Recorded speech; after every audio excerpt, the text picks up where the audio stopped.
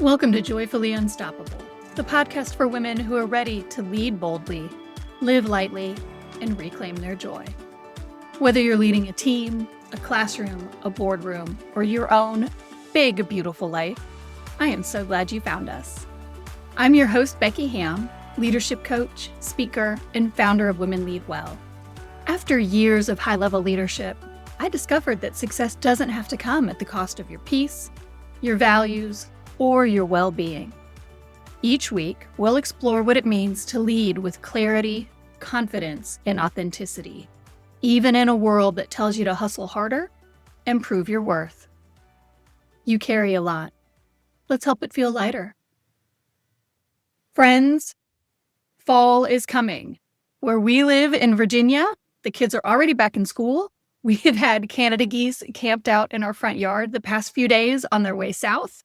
A bit stressful to my husband because Canada geese leave a lot behind, and it's a little gross.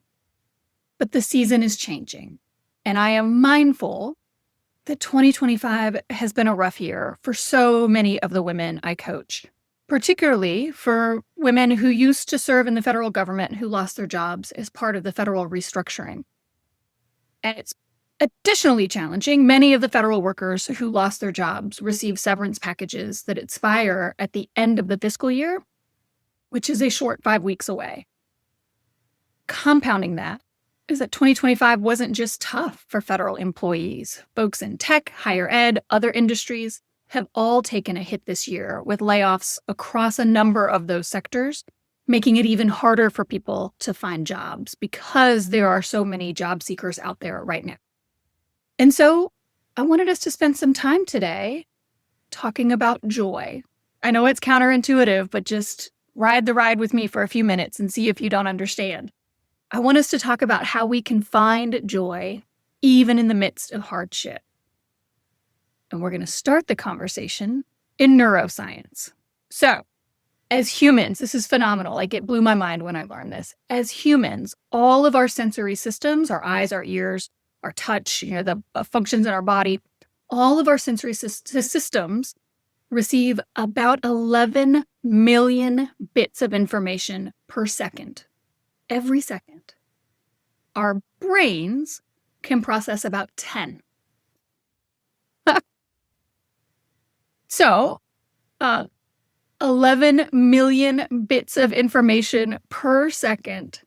Our brains can deal with 10. The way we process that information is through what's called the reticular activating system, or RAS. This is that thing, that part of us that if I say red Honda Civics, next time you get out into the world and you're going down, you're going to see red Honda Civics. Why? Because I have now told you red Honda Civics. Your brain has picked up on red Honda Civics. So for the next couple of weeks, you're going to see a lot of red Honda Civics. Hi, social experiment, fun. DM me to let me know, but it's true, you will. So the reticular activating system, or RAS, focuses on the things that the mind thinks is important.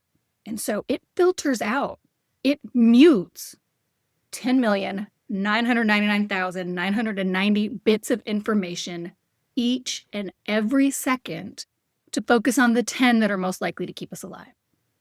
And red Honda Civics. I'm so sorry, but so it goes. How does your brain decide? How does the reticular activating system decide which 10 will keep us alive, which 10 bits of information to focus on? Some of it is biological, right? And so elevated heart rate, you're probably going to notice that, right? Difficulty breathing, you're going to key in on it. You might not key in on, my tooth is sore if it's been sore for 6 weeks, right? Your brain will filter that information out. Or this is a huge one, right? If you stub your toe and then break your arm, you're probably going to feel your arm hurting, not your toe. Why? Because the arm is a bigger deal in terms of your life and well-being than the toe is at that moment. If you hadn't broken your arm, you'd probably feel your toe, right? So some of it is biological, and some of it is what gets primed by where our brain has put its energy and focus in the past. This is why I'm saying red Honda, you're going to see a bunch of red Honda Civics. Why? Because I've primed your brain to look for them, to notice them when it sees them. Because again, 11 million bits of information per second. You already are seeing a lot of red Honda Civics. It's just your RAS has muted that so you don't notice that it's in your line of sight. You're going to notice it now. And this logic of the thing that you see what you expect to see, or you see what you have seen, this is the source of the confirmation bias. We see what we expect to see. Now let me bring it back to joy. If we expect to see joy, we will see joy. If we expect to see stress, we're going to find ourselves in a heap load of stress. Our objective circumstances might not change. But if we focus on joy with intention, for just little bits at a time, if we focus on joy with intention, then joy becomes more available to us because our brain isn't muting it. The reticular activating system, our RAS, isn't turning the volume down on joy to turn the volume up on something else. We have signaled to our brains that we want to see more joy, and so our brain shows us more of it. Think of your brain as like the super sweet Labrador retriever. You say, hey, go fetch, it will go fetch. But my friend, this is my point. You say, oh, this is awful. Oh, I'm never going to get another job. The market is so bad. Your brain is going to send you lots of confirming information. And if you tell your brain, well, it sucks that I'm out of work right now, but do you know this one little thing I'm going to do today? I'm going to find the joy in the moment. Then your brain is going to bring you more of that. And I want to be super clear here. I wanted to take a moment and clarify. This is not some like woo-woo manifestation, good vibes only nonsense. That ain't me. Two, that's no, right? If you have listened to this podcast for any length of time, you will know that I am the first person to tell you to always feel your actual feelings, even when those feelings are big and scary, right? I'm going to tell you to feel your feelings after you regulate your nervous system, but this is not good vibes only mumbo jumbo. It is simply neuroscience. Our brains cannot handle all the sensory data they receive in any moment, and so our brains filter. The beauty is that we have the ability to shape that filter. So, if you're looking for a job, you will still be looking for a job. If you have a toxic boss, for the moment, you're still going to have a toxic boss. And I'm sorry, that sucks. But you can still experience joy in the midst of those circumstances. And friend, like, why wouldn't you? You are not going to be unemployed forever. That is just the fact. And you won't work for a toxic boss forever either. So why would you let a transitory set of circumstances drag you down? Especially when it is really pretty easy to train your brain to bring you more joy. So let's get into it. Here are 4 actions you can take this week to find joy without your circumstances changing one bit. Step 1, or thing 1, I want you to release the pressure to, quote unquote, fix yourself first. Setbacks often come with a side dish of shame, right? You think to yourself, I should be grateful. I should be able to handle this. I just need to get through this season and then I can rest, right? I just need to send 100 applications a day and that, but a week, right? 100 applications a week. People do it. And then I can focus on the good. But those beliefs, they only tighten the trap. Why? Because you're putting your focus and your energy on the negative, on the absence of joy. You're telling your brain, bring me more of the yuckiness, right? Because that's where you're putting your attention. And there is this myth, it is a lie, but it is one of the most damaging myths that we carry, particularly as women, is this idea that we have to be like fully healed, or we have to have everything together before we're allowed to feel good, right? We treat joy like it's a reward for some kind of an accomplishment. And what I'm going to say is that joy is not a reward. Joy is a resource. Joy is a source of energy and goodness that allows us to sustain through difficult periods and allows us to sustain through wonderful periods, because you can wear yourself out during a beautiful season of life too. But joy is one of those resources that helps build us up and keep us sustained and keep our lives sustainable regardless of the circumstances. And joy especially when it's experienced in these small, frequent doses that we're going to talk about here in a second, it can actually buffer the effect of stress. So it can help with your resilience through the difficult periods. And there's a psychologist, Barbara Fredrickson. She has what's called the broaden and build theory that tells us that positive emotions like joy, they don't just feel good. They do, but they don't only feel good. They also expand our cognitive capacity. This increases our resilience. It promotes our long-term well-being. So in other words, choosing joy isn't just selfish, and it's not something you do after you've already gotten what you want. Choosing joy is strategic. It's the oxygen mask that helps you stay grounded while you navigate leadership, uncertainty in your life, complexity, challenges, difficulties, setbacks. So instead of waiting until everything is perfect, you just allow yourself a little glimmer of joy today. Because focusing on joy, especially the small joys, when you do that, you're training that reticular activating system. You're training your brain to go find you more of it. And again, dutiful Labrador retriever, man, that brain's going to go out and it's going to do it. And then you're on autopilot, and that's beautiful. So, step one, you give yourself permission, joy now, not joy later. Joy is in the today. Step two, you find your joy in the micro moments. You do not need a week-long vacation or a 6-month sabbatical to find joy. And now, please, do I want that for you?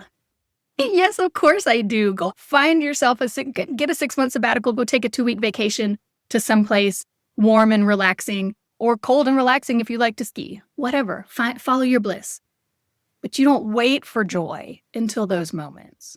Sometimes, all the time, what your nervous system really needs is that 3-minute reset. Why? Because those micro moments is where you signal to your nervous system, to your body, you are safe right now, here, in this moment. You are okay. Maybe I don't like the circumstances, but right now, in this moment, we are okay. Neuroscientists call these glimmers. They are small cues of safety that regulate the nervous system. They spark calm and connection. These moments help counteract the fight, flight, freeze, fawn response, and they slowly build our brain to have the capacity it needs for joy. Brings our brain online for joy. So here are some examples of glimmers. Again, this is highly individualized to the person. I'm just giving you a few off the top of my head. You sit on your porch with your morning cup of coffee and you let the sunshine, the morning light into your eyeballs, right? You just sit there and drink your coffee and watch the world go by. Watch those Canada geese out there defiling your front yard. That might be a glimmer of joy to me. I don't think it's a glimmer of joy to my husband. The beauty of getting some of that morning light is that the melatonin in your eyes, I'm like looking at my eyes and pointing, that getting that sunlight into your eyeballs helps with your melatonin production to help you go to sleep at night. It's a win-win, particularly for us perimenopausal ladies. Another glimmer, you listen to some music that you feel, right? Maybe it's attached to a memory, maybe there's something about the cadence, but that music that stirs something in you, beautiful, right?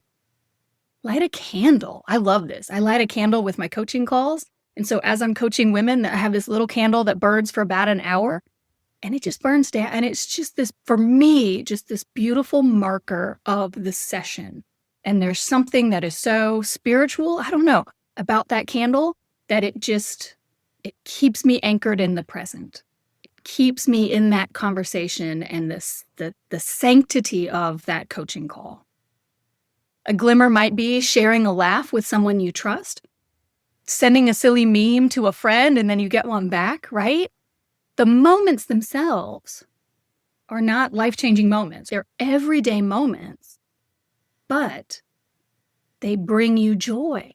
They bring you back to the present. They signal safety to your body, to your nervous system. They are not throwaway moments. They are the fuel. This is how you find joy in the middle of a difficult season, by anchoring into those small acts of presence that reconnect you with yourself, reconnect you with safety and calm, even when everything feels heavy. Now, this is number 3. Reconnect with what brings you to life, what lights you up. Stress doesn't just empty your energy tank. It can erase your sense of self. You can stop asking, what brings me joy? Because you're spending so much time asking, what do others need from me right now? What do I need to do to fix this situation? You externalize your sense of self, and you can alienate yourself from yourself. So, a helpful way to start reconnecting with what brings you to life is to revisit your core values, especially if there's some that you have maybe unintentionally set aside. Research shows that reconnecting with your values, and that might be creativity, it might be connection, it might be autonomy, whatever matters most to you. When you can reconnect with those values, you increase your resilience and you decrease the emotional impact of stress because you're anchored into something of meaning for you. And so quickly, I'm going to give you 3 reflection questions to explore. Question 1, when do I feel most like myself? Question 2, what activities or environments give me energy instead of draining it? What are my energy engines? And then what are my energy vampires, right? You want more engines in your life than you've got vampires. And then question number 3, what did I love doing before life got so difficult? This exercise is not about reinventing yourself. It's about remembering who you are, the version of you that loved cooking, who lost track of time when you would write, who felt deeply fulfilled mentoring others. That woman is still there. Finding your joy starts with listening to her voice again. And if it would help, I've got a free values clarification exercise that will let you get crystal clear on your values so you can reconnect more deeply with those activities that light you up. And again, the more energy you put to that, the more you're training your brain to focus there and bring you more of that goodness every day, even when you're not intentionally trying to do it. And so this is number 4. Build a daily joy practice that doesn't burn you out. Once you begin to notice what brings you back to life, the next step is to practice joy consistently. Now, I want to be clear, this is not one more thing on your to-do list. Think of it, it's so corny, and I'm sorry for it being so corny, but think of it as like a joy menu. Just a simple, no obligation list of the little things that you like to do. And you can choose from this list every day based on how much energy and how much time you have. I just like having the list there in place so you're not wasting time brainstorming. You can just look and say, oh, this one right now, right? So you invest 3-4 minutes on it now. You can do that on your commute. You can do it while you're in the shower. You can think up the ideas, stick it in your smartphone, and then it's always there for you. The goal is that you don't perform joy. The goal is that you have opportunities to experience joy. So your joy menu might include 5 minutes of movement with your favorite playlist. It might include stepping outside to watch the clouds. Those glimmers that I talked about a few minutes ago, those glimmers are great things to put on your joy list. Maybe on your joy list, you want to read a few pages of a novel that feels like an escape, right? This isn't for work. This isn't you should. This is you get to. Maybe it's journaling a few sentences about what felt good today, what you enjoyed about the day. You chronicle a win that you had for the day. Maybe it's spending some time weeding in the garden. That is not a glimmer for me. That is most definitely a chore, but there are people who love it, right? The point is, whatever is on your list, or not chores, they're anchors. Weeding the garden would not be on my joy list. But if it brings you joy, put it on yours. That's the point. They're the things that bring you joy. You don't have to do them all. You just pick when you've got a moment or when you feel that the negativity is taking over. This is your anchor. You say, okay, I'm going to pick one right now. And I'm going to do it right now.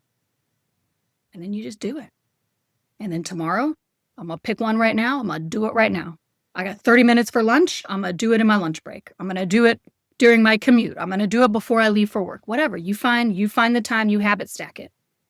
Over time, it's the accumulation of the work. It's the compound interest of the joy. Over time, the small joys begin to rewire your brain. They regulate your nervous system. They rebuild your capacity.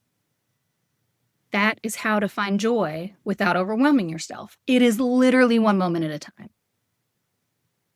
And so, my friends, I'm going to leave you with this. You deserve to feel good.